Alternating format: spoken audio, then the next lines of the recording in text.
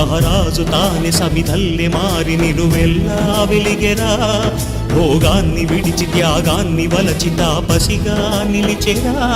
జనక్షేమమే తన సంకల్పముగా, తన ఊపిరి హోమజ్వాలలుగా, స్వర్గాన్ని శాసించెనురా, అమృతమును ఆహ్వానించెనురా.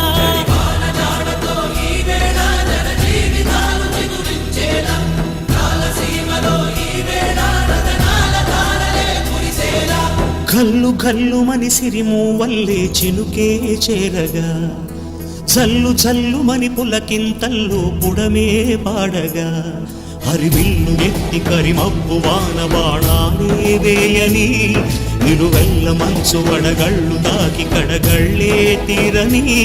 చడివాన జాడతో ఈ వేళ జన జీవితాలు చిగురించేలా, రాలసీమలో ఈ వేళ రతనాల ధారలే కురిసేలా.